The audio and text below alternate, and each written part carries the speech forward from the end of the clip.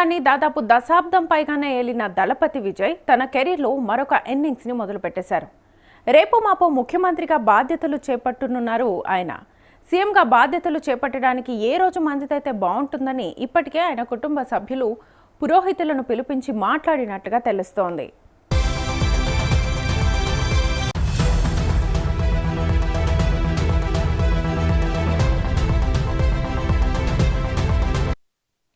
ఇక అమావాస్య అంటే తమిళులకు ఇష్టమైన రోజు. మే 16 అంటే శనివారం అమావాస్య రోజున విజయ్ ముఖ్యమంత్రిగా బాధ్యతలు చేపడతారనే ప్రచారం అప్పుడే మొదలైపోయింది. అదే జరిగితే మరో 10 రోజుల్లో ఆయన బాధ్యతల్ని చేపట్టే అవకాశం ఉంది. ఇక తమిళనాడు రాజకీయాల్లో సంచలనం సృష్టించారు దళపతి విజయ్. అసెంబ్లీ ఎన్నికల్లో దిగ్గజ పార్టీలైన డిఎంకే, ఏఐడిఎంకే చావు దెబ్బ కొట్టి విజయ్ దుందుబి మోగించారు. 234 స్థానాలకు 108 సీట్లను టీవీకే పార్టీ గెలుచుకుంది. విజయ్ తన అభిమాన సంఘాలతో కాకుండా ఆర్థిక పునాదులతో ఎన్నికల బరిలో అడుగుపెట్టారు. అఫిడవిట్ ప్రకారం విజయ్ మొత్తం ఆస్తుల విలువ 624 కోట్ల రూపాయలు.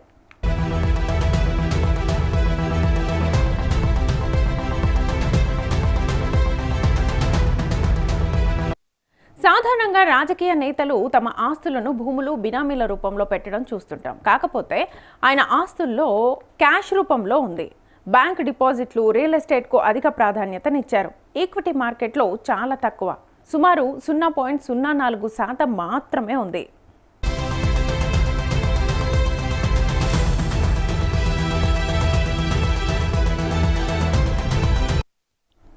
ఇక విజయ్కి సంబంధించిన బ్యాంకుల్లో సంపద గురించి తీవ్ర చర్చ జరుగుతోంది. విజయ్ చరాస్తులు సుమారు 404 కోట్లు కాగా స్థిరాస్తులు దాదాపు 220 కోట్లుగా ప్రస్తావించారు.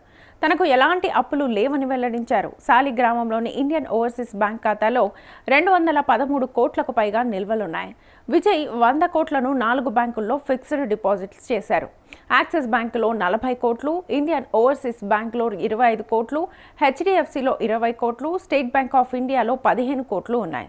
అన్ని పరిశీలిస్తే ఆయన సంపద నగదు రూపంలోనే అత్యధిక భాగం ఉంది. మార్కెట్ రిస్క్ లేకుండా హామీతో కూడిన రాబడిని అందించే మార్గం ఇది.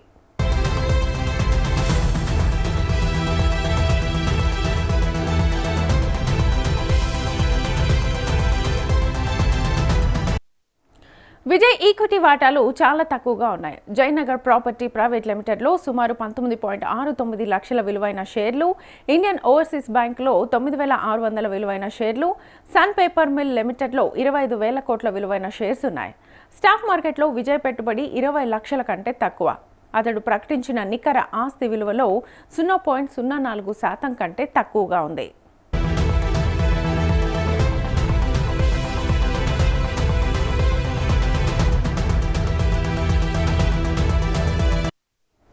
సంపద దాదాపు డిపాజిట్లు, స్థిర ఆదాయం, ఆస్తిపైన వచ్చినవే. చెన్నైలో రియల్ ఎస్టేట్ బాగానే ఉంది.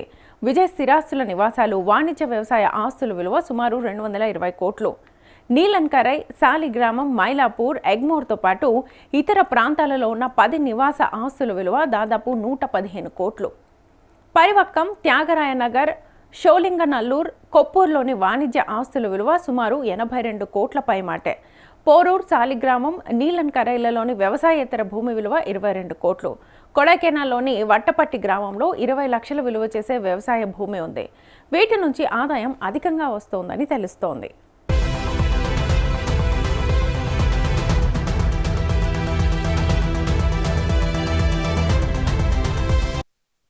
ఇక వాహనాల విషయానికి వస్తే 2024లో టయోటా లెక్సస్ 350 3 కోట్లకు కొనుగోలు చేశారు. అదే ఏడాదిలో BMW i7 2 కోట్లు, టయోటా వెల్ఫైర్ 1.63 కోట్లు పెట్టి కొనుగోలు చేశారు. 6 ఏళ్ల క్రిందట అంటే 2020లో BMW 530 80 లక్షలు, 2024లో మారుతి స్విఫ్ట్ 5.5 లక్షలు, 2025లో టీవీఎస్ ఎక్సెల్ సూపర్ బైక్ 67,000 కలిగి ఉన్నారు.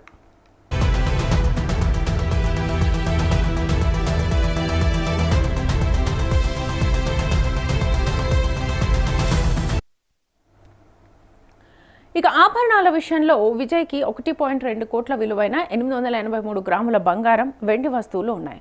అఫిడవిట్లో కుటుంబ సభ్యులు ఇచ్చిన 14 రుణాలు, అడ్వాన్సుల వివరాలు ఉన్నాయి.